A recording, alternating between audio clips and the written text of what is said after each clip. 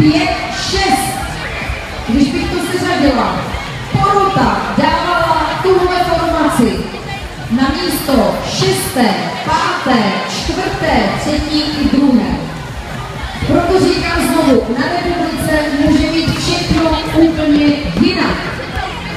Ale pro tentokrát na 4. místě taneční studio No Limit.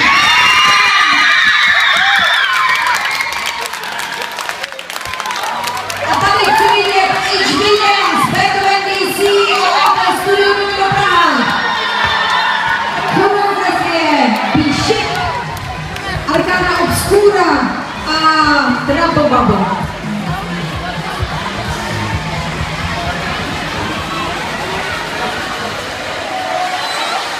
Na 3.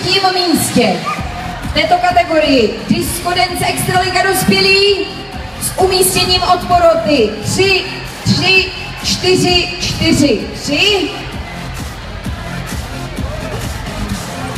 A to je studio Domino Praha.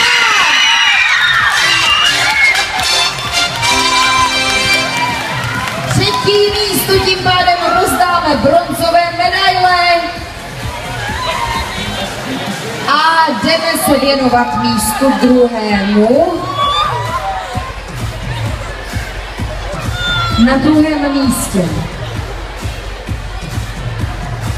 s umístěním od poroty 2, 5, 2, 2, 2.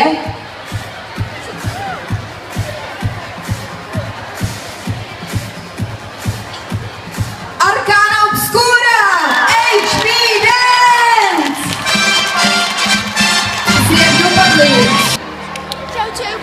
Ale teď ještě bude probíhat focení. Vidíte? A studio Domino Praha už se formuje. HB Dance poprosíme na druhou stranu.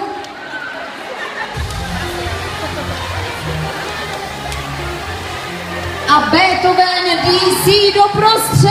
Disco Show Extraliga junioři.